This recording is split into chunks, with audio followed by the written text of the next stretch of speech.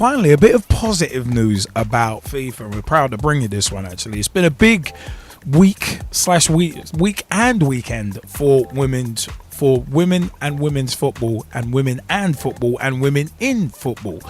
But you know what? Senegal, from the 13th of May 2016, Senegal's Fatma Samba Diouf Samoura has been appointed as FIFA's first female Secretary General. She succeeds former Secretary General Jerome Valcke, who was banned from football-related activity for 12 years. So there's the negative, preceded by the positive. Samoura, who's 54, spent 21 years working for the United Nations and will start at football's governing body in June. It is essential FIFA incorporates fresh perspectives as we continue to restore and rebuild our organisation, said FIFA President Gianni Infantino. She has a proven ability to build and lead teams and improve the way organisations perform. Importantly for FIFA, she also understands that transparency and accountability are at the heart of any well-run and responsible organisation. Samoura's appointment, announced at FIFA's Congress in Mexico City, completes a new look to an organisation which has been dogged by corruption allegations under Valcke and previous president Sepp Blatter. Blatter, who led FIFA since 1998, stood down last year and was later suspended from football for 6 years for breaching ethics guidelines.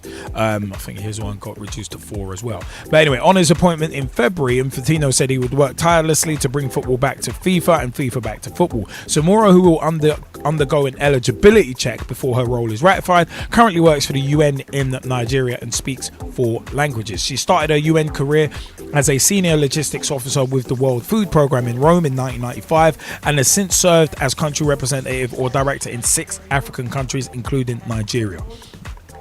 Today is a wonderful day for me and I am honoured to take on this role, she said. This role is a perfect fit for my skills and experience, strategic, high-impact team building in international settings, which I will use to help grow the game of football all over the world. I also look forward to bringing my experience in governance and compliance to bear on the important reform work that is already underway at FIFA. FIFA has taken a fresh approach to its work and I am eager to play a role in making that approach as effective and lasting as possible. Gezzie Fizzle, your view on this?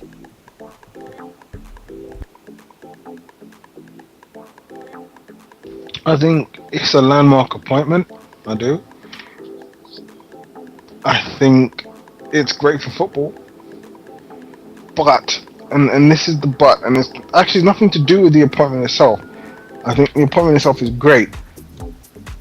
But the but is that as it currently stands, the people in charge are still under investigation. People are still being arrested left, right and centre. So, until all of that is sorted out, I have to say that even something as impressive and important and impactful as this, it flatters to deceive. Is the best way for me to put it, right? And I'm not saying that Fatma Samba doesn't deserve it. Of course she does, and I think she can do amazing things in football. But as it currently stands, the people that she's working for and working with, they're under investigation. Like last time I checked, Gianni Infantino, wasn't he arrested? Isn't he being investigated? He's part of an investigation. He's not directly implicated, but there are links back to him. So I'm like, how does that actually work? You see what I mean?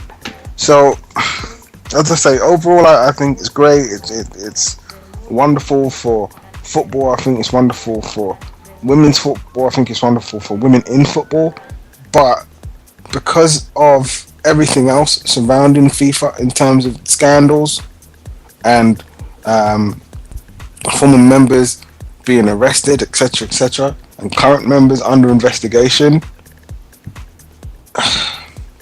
it feels like an underwhelming victory. This should be a bigger deal than what it is. But because of everything else, I personally find it hard to fully celebrate it. You know what? That's a great perspective on it, actually, because it really does actually put it into perspective. I have to say, to an extent, I agree with you, but then to an extent, I have to play devil's advocate. Well, I don't have to, but I want to. It's one of them was like the amount of negativity surrounding FIFA, and that has been surrounding FIFA for a number of years. In terms of when is change going to happen? Is change going to happen? If it is, how much change is going to happen? I think it's one of them. I think it's one of them ones where there's still so much work to be done in regards to FIFA. There is still a hell of a lot of work to be done, and there's a lot of people who need to answer for their crimes, and yes, they are crimes. But for me, it's one of them ones. It's a step in the right direction. It is definitely a step in the right direction, and I mean, Fatma Samba being hired as FIFA's first female Secretary General, it's one of them ones where it doesn't look like this is just a PR thing, considering the experience she has. I mean, she's worked for the United Nations for 21 years, and it's one of them ones when it comes to business. When it comes to business, like, yeah, she served as country representative or director in 6 African countries, including Nigeria, and she was a senior logistics officer with the World Food Program in Rome in 1995. So, as an ambassador, it is one of them ones. There is a very, very important role that she is going to fulfill, and she looks more than capable of doing it, not just from an ambassadorial standpoint, but also from a business standpoint. Because let's be honest, football these days is a business. It's very, very business orientated. It's an extremely badly run business, but it's a business nonetheless. So, I mean, it's one of them ones where this is a good appointment. Samoura's appointment, I think, is very good because of one word: ethics. Ethics. She's worked for the UN for 21 years, and she started as a logistics officer with the World Food Program, and she's represented and she's served as a country representative. It's one of them ones. She should have a extremely good ethical grounding. So I think this is a very, very positive appointment, as long as she gets to do things the way she needs to be successful. So in other words, as long as the good old boy networks don't come in and interfere and let her do her job to the best of her ability, then yeah, it's one of them ones. It's like, okay, cool, I can get behind that. But yeah, with all the turmoil going around FIFA, I think you're spot on, Gezzie, where it's like this has not as much has been made of this story as really should be, because the focus with FIFA is always going to be the negative. It always will be, and for very good reason, to be perfectly frank. When 95% of what you do is negative, of course people are going to focus on the negative. I mean, this is one shining light out of 100 stories that we've discussed in regards to FIFA that have been negative, sadly. So it's one of them ones. I think it's a great appointment, and potentially it's building for the future. But I think Fatma Samba has got to be allowed to do her job in the way she knows how. And as I said, she looks like she's got an extremely good ethical grounding and a very good business grounding as well. 2 things which football needs: people who understand the importance of transparency and accountability, and also those people who are willing to run a business well and in an ethical manner as well. That's why I think this is an important appointment. The fact that she's female is, in my view, is just an added bonus. It is, for me, it's just an added bonus, and is not the thing that I would focus on. As good as it is, it's not the thing I would focus on. It wouldn't. Let me put it this way: it wouldn't have been a deal breaker. I put it that way, because then if it was a deal breaker, then it's just a PR mission. So it looks like she's been hired because she's got great experience in areas that FIFA have been just really, really lacking in, disgracefully lacking in over a number of years. I mean, Jesse, I don't know if you agree with that or not, but like I said before, we have to look at everything else that's going on right now and everything else that's being uncovered about FIFA and all of the deals. So when you put it into that perspective, again, I can't really say that I disagree. And as I said to you, this really should be one of those landmark occasions where we're praising the governing body of football for making the appointment of such a fit and proper person, which is very rare, considering that most of the people that actually have run FIFA over the last few years are not fit and proper. But as I say, because of the cloud of scandal and, for me, overall uncertainty around FIFA and UEFA as well, like I say, it's difficult to celebrate this appointment fully. It's difficult to appreciate the wider impact of this appointment fully because of that. And it's a real shame. It's a real shame. Because, as you said, most of the stories that we happen to talk about regarding FIFA, especially lately, have been very negative. Very, very negative. And this is, as you say, a beacon among those. I'm hoping that this is the first of many appointments like this, because of the experience that Fatma Samoura possesses and the pedigree. It's one of them was the pedigree. The pedigree of working for the UN for 21 years means you legitimately do know your way around ethics. So it's like,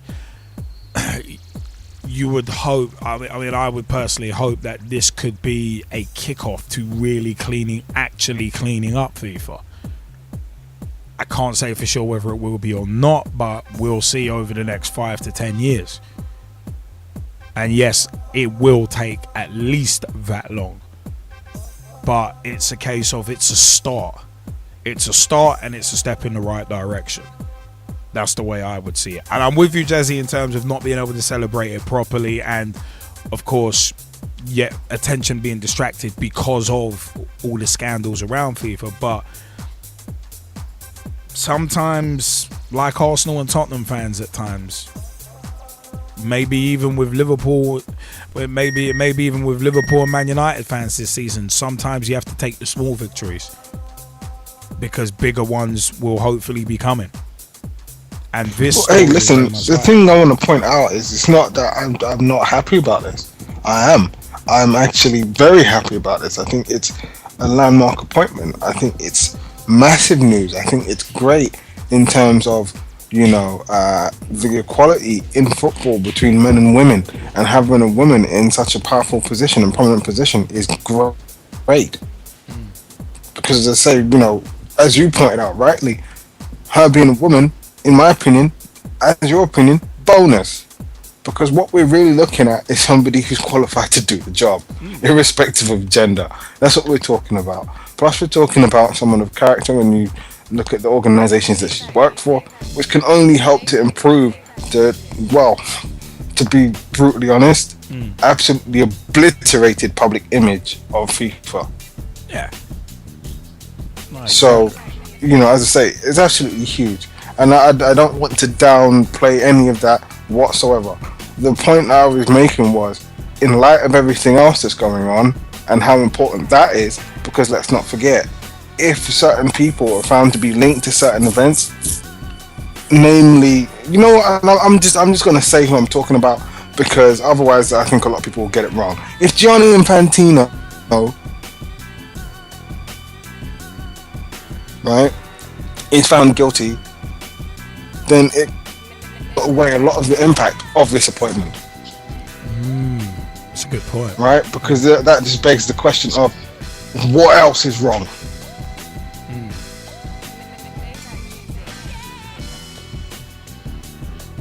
So, You know, it has to be said that overall, like I say, fantastic achievement. But the bigger issue is this is an appointment made at a time where lots of other things are still unresolved. It's not like, for example, this is come at a time where all of the ongoing issues have been resolved, and you know, we're literally rebuilding FIFA from the ground up. If this had happened then, honestly, I think it would be celebrated by football in general, the women in football, women's football, just like Leicester winning the Premier League.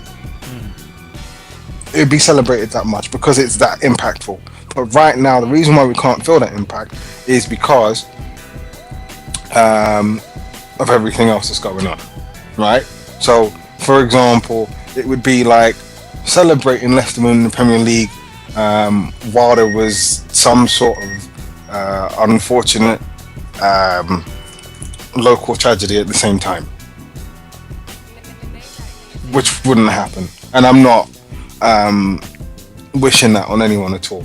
It's just a comparative example. So, as I say, until everything else is resolved, the real impact of this won't be there.